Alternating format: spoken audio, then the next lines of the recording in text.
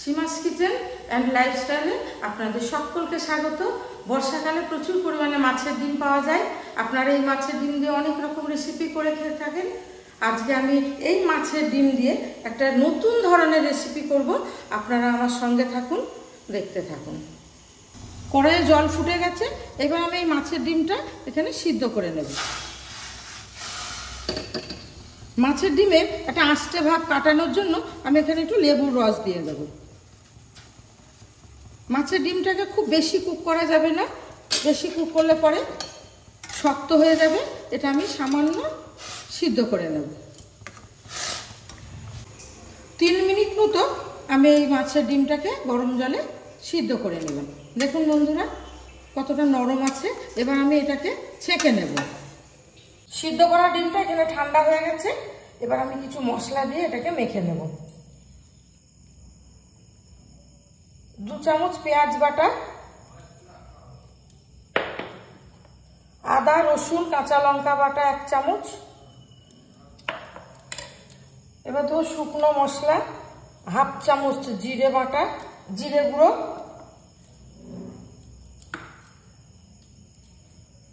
1 চামচ ধনে গুঁড়ো,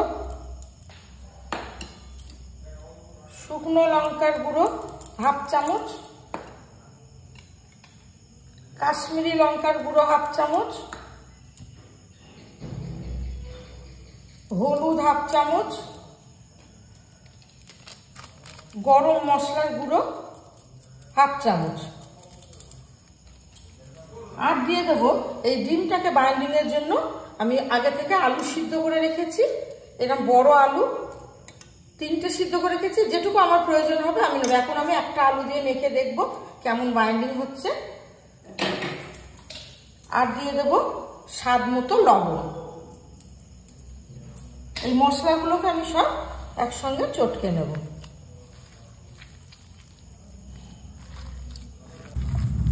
আমি এখানে 2টো আলু সিদ্ধ মেখে নিয়েছি। আর আরেকটু বাইন্ডিং এর জন্য আমি দিয়ে দেবো একটু কর্নফ্লাওয়ার। কর্নফ্লাওয়ার বদলে বাড়িতে যদি ময়দা থাকে ময়দাও দিতে পারবেন। একটু কর্নফ্লাওয়ার দিয়ে নিচ্ছি। খুব সুন্দরভাবে মশলা কর্নফ্লাওয়ার দিয়ে আমি মেখে নিয়েছি। এইবার আমি এগুলোকে শেপ দিয়ে নেব। দেখুন বন্ধুরা এখানে মাছের ডিমের কোপ্তাগুলো আমি শেপ দিয়ে রেখেছি। এবার আমি ভেজে নেব। হাই ফ্লেমে তেলটা গরম করে নিয়েছি। এবার মিডিয়াম ফ্লেমে রেখেছি, দিয়ে এই ডিমের কোপ্তাগুলোকে ভেজে নিচ্ছি। এই মাছের ডিমের কোপ্তার 1 পিঠ ভাজা হয়ে গেছে, আর 1 পিঠ আমি উল্টে ভেজে নিচ্ছি।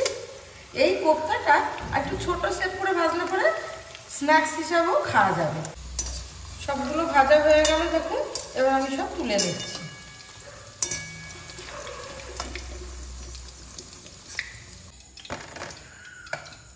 এই মাছের ডিমে কোপ্তা ভাজার তেলেই আমি ফোড়ন দিয়ে নিচ্ছি। একটা শুকনো লঙ্কা, 4টে এলাচ, 2টো তেজপাতা, 2টো দারচিনির কুচি, আর গোলমরিচ 4টে।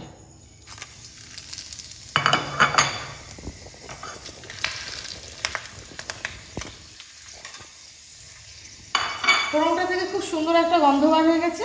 আমি এখানে অর্ধেক পেঁয়াজ কুচিয়ে রেখেছি, এটা এর মধ্যে দিয়ে দিচ্ছি।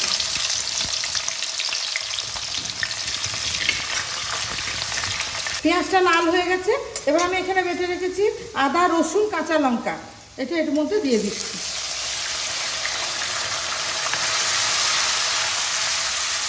এই কাঁচা গন্ধটা যাওয়া পর্যন্ত আমি এটাকে কষতে থাকবো। আদা রসুন আর লঙ্কাটা কষানো হয়ে গেছে। এবার আমি এখানে 2টো বড় পেঁয়াজ বেটে রেখেছি, এটা এর মধ্যে দিয়ে দিচ্ছি। এটা খুব ভালোভাবে এর মধ্যে কষিয়ে নেব।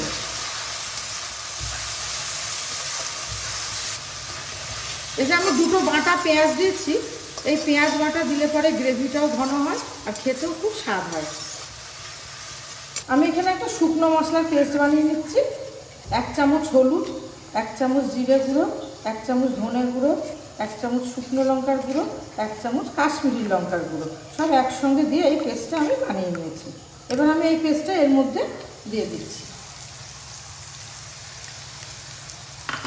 ভালোভাবে কষিয়ে নেব।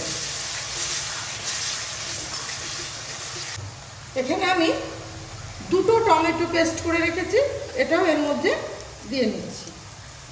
আর দেব পরিমাণ মতো লবণ।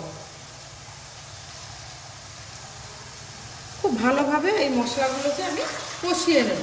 মশলা যত কষানো হবে তত তরকারির স্বাদটা বেড়ে যাবে। মশলা থেকে তেল ছেড়ে গেছে। এখানে আমি 3 চামচ দই জল দিয়ে ফেটিয়ে রেখেছি, এটা এর মধ্যে দিয়ে দিচ্ছি। বাটি ধোয়া জলটা এর মধ্যে দিয়ে দিচ্ছি। আর গ্যাসটা লো ফ্লেমে রেখেছি যাতে দইটা কেটে না যায়। এবার আমি ভালোভাবে এটাকে মিশিয়ে নেব। দই দেওয়ার পরও ভালোভাবে কষানো গেছে, তেল ছেড়ে গেছে। এবার আমি পাশে গরম জল করে রেখেছি, এটার মধ্যে অ্যাড করে দিচ্ছি। যেহেতু গরম জল করা আছে সেটা দিতে দিতেই দেখুন গ্রেভিটা ফুটতে শুরু করেছে। এইবার আমি মাছের ডিমের যে কোপ্তা বানিয়ে রেখেছি সেইটা এর মধ্যে দিয়ে দেব।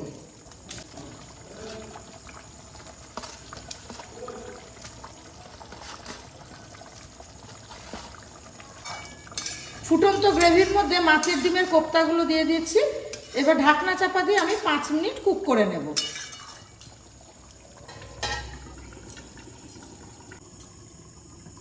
5 মিনিট হয়ে গেছে। মাছের ডিমের কোপ্তা কারি প্রায় রেডি। এবার আমি এর মধ্যে দিয়ে দেব স্বাদ ব্যালেন্সের জন্য 1 চামচ চিনি,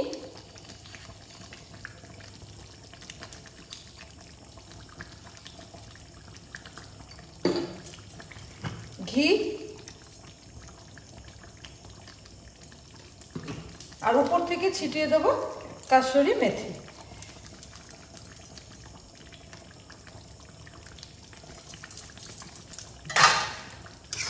ভালোভাবে নাড়িয়ে নেব। বন্ধুরা, একবার হলো বাড়িতে এইভাবে মাছের ডিমের কোপ্তা কারি রান্না করে খেয়ে দেখবেন। রেসিপিটি ভালো লাগলে পরে লাইক, কমেন্ট, শেয়ার করবেন। আর অবশ্যই চ্যানেলটিতে সাবস্ক্রাইব করবেন। আপনারা সুস্থ থাকুন, ভালো থাকুন। এরপরে দেখা হবে আবার একটা নতুন ব্লগে।